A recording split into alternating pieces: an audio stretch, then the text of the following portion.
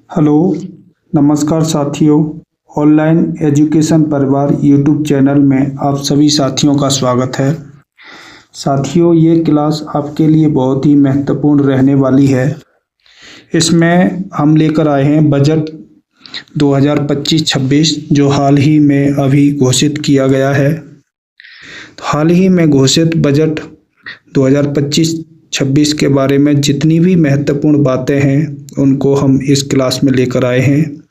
तो बजट से संबंधित जितनी भी इम्पोर्टेंट बातें आपके एग्जाम में के लिए जितनी भी बातें प्रमुख हैं उन सभी बातों को जानने के लिए हमारे इस क्लास में अंत तक बने रहें और हमारे ऑनलाइन एजुकेशन परिवार यूट्यूब चैनल को सब्सक्राइब अवश्य करें। सबसे पहले हम बजट के इतिहास के बारे में जान लेते हैं कि बजट का क्या इतिहास है। ये ऑनलाइन एजुकेशन परिवार हमारा यूट्यूब चैनल है, इसे सब्सक्राइब अवश्य कर लें। मैं आप सभी साथियों से यही कहूँगा जितने भी साथियों ने हमारे चैनल को सब्सक्राइब नहीं किया है कृपया सब्सक्राइब कर लें। सबसे पहले हम बताएंगे बजट का प्रयोग कहाँ किया जाता है, बजट का इतिहास क्या है, इस बजट में किसको फायदा हुआ है, बजट का उल्लेख भारतीय संविधान में कहाँ किया गया है, कौन सी चीज़ें सबसे सस्ती हुई हैं, कौन सी चीज़ें सबसे महंगी हुई हैं, बजट में किस किस को विशेष फायदा हुआ है, किसको नुकसान हुआ है, किस क्षेत्र में बहुत ज़्यादा लाभकारी है, किसको कितने रुपए की छूट दी गई है, पुरानी टैक्स दर क्या थी, नई टैक्स दर क्या है। इन सारी प्रश्नों के जवाब हम इस वीडियो में आपको देंगे, तो इस वीडियो को अंत तक अवश्य देखें। तो आइए साथियों शुरू करते हैं आज की क्लास। भारतीय संविधान के अनुच्छेद 112 में बजट का उल्लेख किया गया है, यानी कि बजट का उल्लेख संविधान के अनुच्छेद आर्टिकल 112 में किया गया है। ठीक है, एक प्रश्न यहाँ से आपका कंप्लीट होता है कि बजट का जो नाम है वार्षिक वित्तीय विवरण के नाम से इसको जाना जाता है। बजट नाम से कोई उल्लेख नहीं है भारतीय संविधान में, वार्षिक वित्तीय विवरण के नाम से उल्लेख है, जिसका विवरण भारतीय संविधान के अनुच्छेद 112 में किया गया है। हर साल सरकार को संसद में वार्षिक वित्तीय बजट पेश करना होता है, इसे ही बजट कहा जाता है। ठीक है साथियों, ये जानकारी आपके लिए बहुत ही महत्वपूर्ण रहने वाली है, तो इस क्लास में अंत तक बने रहें।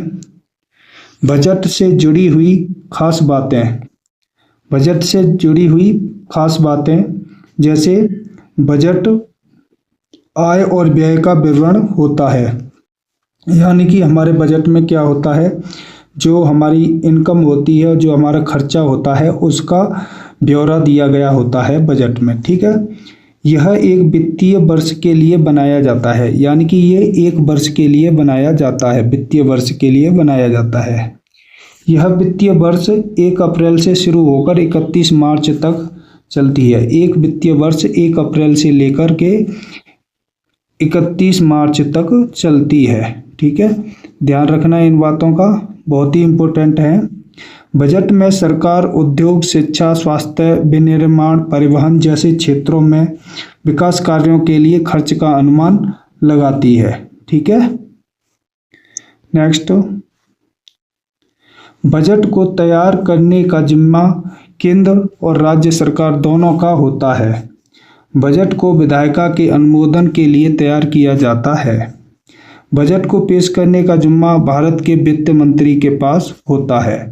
आप सभी कमेंट्स में बताएं भारत के वित्त मंत्री अभी कौन हैं।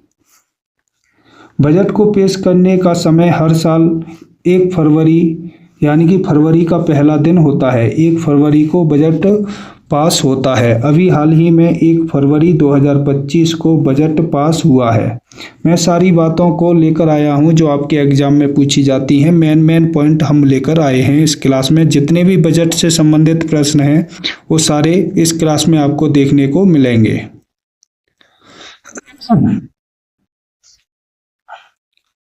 बजट केंद्रीय बजट 2025 की मुख्य बातें आसान भाषा में। हमारी जो वित्त मंत्री हैं अभी निर्मला सीतारमण जी हैं। भारत की पहली पूर्णकालिक महिला वित्त मंत्री निर्मला सीतारमण जी हैं। 2019 से लेकर के लगातार 6ठी बार केंद्रीय बजट प्रस्तुत किया है। इन्होंने लगातार 6 बार बजट पेश किया है। ठीक है। स्वतंत्र भारत की दूसरी महिला वित्त मंत्री यानी कि स्वतंत्र भारत की दूसरी महिला वित्त मंत्री हैं निर्मला सीतारमण और पहली थी स्वतंत्र भारत की इंदिरा गांधी 1970 से लेकर के 1971 तक ये वित्त मंत्री रही। ठीक है। इस बजट में क्या क्या किया गया है इन सारी बातों को हम लेकर आए हैं। पहला है कर सुधार। कर में सुधार किया गया है। नई कर सीमा 12 लाख रुपए तक आय पर कोई टैक्स नहीं दिया जाएगा। यानी कि अगर आप 12 लाख रुपए कमाते हैं तो उस पर कोई टैक्स आपको नहीं देना होगा 1 साल के अंदर। और जितने भी हमारे सैलरी पर्सन हैं उनके लिए 12.75 यानी 75,000 रुपये की उनके लिए अलग से छूट है। तो 12.75 लाख रुपए पर उनके लिए कोई टैक्स नहीं देना होगा जितने भी सैलरी पर्सन हैं। बाकी सभी व्यक्तियों के लिए 12 लाख पर कोई टैक्स नहीं देना होगा। TDS छूट। वरिष्ठ नागरिकों के लिए ब्याज पर सीमा 50,000 से 1 लाख रुपए कर दी गई है। आयकर रिटर्न अपडेट रिटर्न दाखिल करने का समय सीमा 4 वर्ष कर दिया गया है। नया आयकर विधेयक अगले सप्ताह पेश किया जाएगा। ठीक है। नेक्स्ट दूसरा पॉइंट है हमारा कृषि क्षेत्र।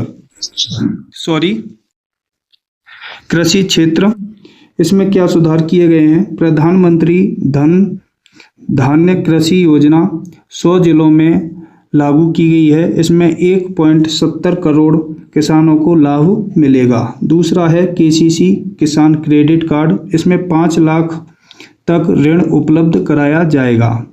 तीसरा है दालों में आत्मनिर्भरता। तूर उर्द मसूर के लिए विशेष योजना चलाई जाएगी।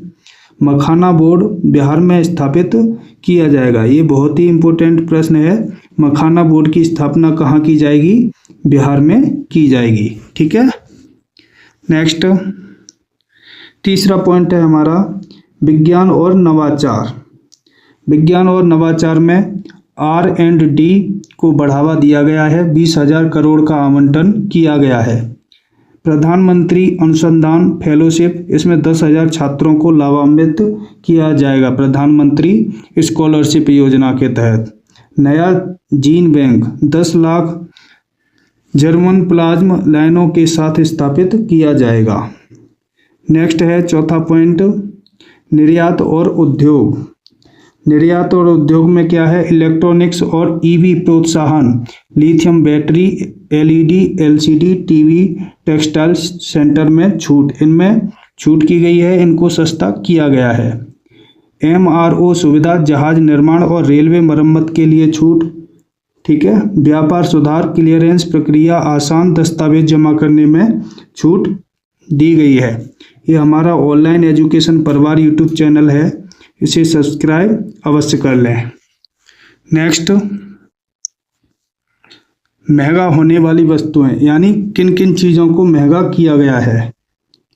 Smart meter. आयात शुल्क बढ़ाने से स्मार्ट मीटर की कीमतों में वृद्धि होगी। सोलर सेल के आयात पर शुल्क बढ़ाने से इनकी लागत बढ़ेगी। आयातित जूते। विदेशी जूतों पर आयात शुल्क बढ़ने पर ये महंगे होंगे। आयातित मोमबत्तियों के आयात पर शुल्क बढ़ने पर इनकी कीमतों में वृद्धि होगी। ये चीज़ें हमारी वृद्धि हुई है, इनमें महंगाई हुई है। नेक्स्ट आयातित नौकाएं और अन्य जहाज। इनके शुल्क में भी वृद्धि हुई है, ये महंगे हुए हैं। PVC flex film sheet banner.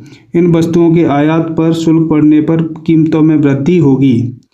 कुछ आयातित बने हुए कपड़े ना कपड़ों पर आयात शुल्क बढ़ने पर ये महंगे होंगे।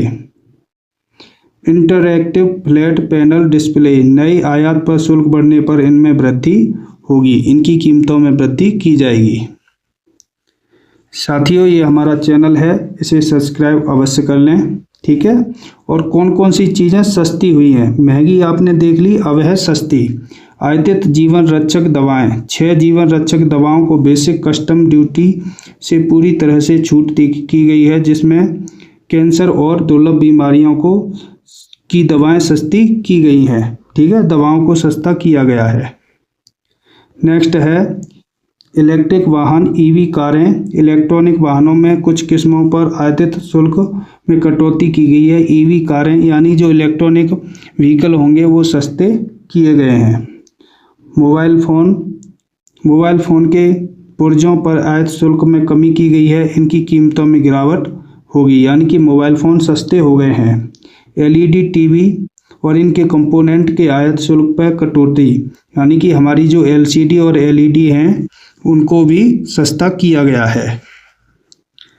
नेक्स्ट है लग्जरी ज्वेलरी, कुछ ज्वेलरी पर आयात शुल्क में कमी से ये सस्ती होंगी। ना परिवर्तनों का उद्देश्य विभिन्न क्षेत्रों में संतुलित स्थापित करना, उपभोक्ताओं को राहत प्रदान करना, यानी जो लग्जरी होंगी, जो ज्वेलरी हैं उनको भी सस्ता किया गया है। ये हमारा ऑनलाइन एजुकेशन परिवार यूट्यूब चैनल है, इसे सब्सक्राइब अवश्य कर लें। नेक्स्ट, बजट में 2025 के बजट से किन्हें सबसे ज़्यादा फायदा हुआ है, यानी कि इस बजट में किसको सबसे ज़्यादा फायदा हुआ है? पहला है मध्यम वर्ग और करदाताओं को, दूसरा किसान और ग्रामीण क्षेत्र को, तीसरा स्टार्टअप और रिसर्च सेंटर को, चौथा है इलेक्ट्रिक वाहन और इलेक्ट्रॉनिक्स उद्योग को, और पांचवा है हेल्थ सेक्टर, इनको काफ़ी फायदा हुआ है। नेक्स्ट, पुरानी कर व्यवस्था, यानी कि जो पुराना जो बजट था उसमें कर व्यवस्था क्या थी? कटौती और उसमें छूट, यानी कि आय सीमा और उसकी दरें क्या थी? 2.5 लाख रुपए पर कोई कर नहीं दिया जाता था पुराने में, 2.5 से 5 लाख पर 5%, 5 लाख से 10 लाख पर 20%, 10 लाख से अधिक पर 30%, ये ओल्ड टैक्स रेट थी, ठीक है। अब नई क्या हुई हैं उनको भी जान लेते हैं। और ए ओल्ड वाले में क्या था? 80C, 80D, HRA, LTC, LTA आदि को लाभ मिल सकता था, ठीक है। ये थी पुरानी।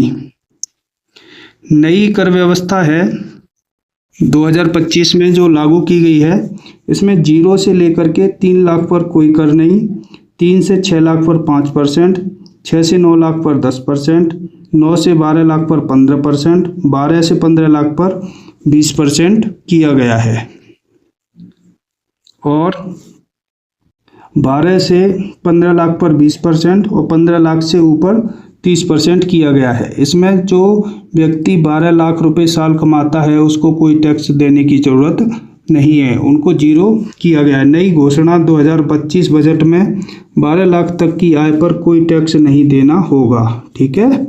ये बहुत ही खुशी की, सभी के लिए फ़ायदे वाली बात है। 12 लाख रुपए अगर आप एक साल में कमाते हैं तो आपको कोई टैक्स नहीं देना होगा। इसमें अंतर क्या है? इसमें मुख्य अंतर है, नई कर व्यवस्था में स्लैब कम और कर की दरें कम हैं। पुरानी कर व्यवस्था में कटौती और छूट मिलती है लेकिन दरें अधिक थी, यानी पुरानी दर महंगी थी, नई दर कम है। बजट 2025 के अनुसार सरकार नई कर व्यवस्था को अधिक आकर्षक बना रही है, ठीक है। नेक्स्ट, निर्मला सीतारमण, ये हमारी वित्त मंत्री हैं। इनकी बजट नीति का मुख्य फोकस क्या है?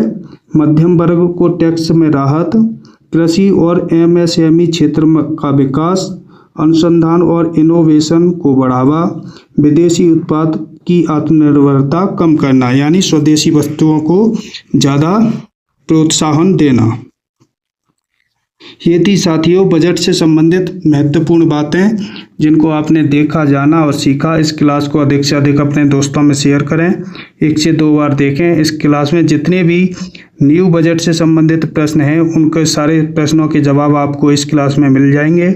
और हमारे ऑनलाइन एजुकेशन परिवार यूट्यूब चैनल को सब्सक्राइब करना ना भूलें। सब्सक्राइब अवश्य करें। मिलते हैं नेक्स्ट क्लास में नेक्स्ट टॉपिक के साथ।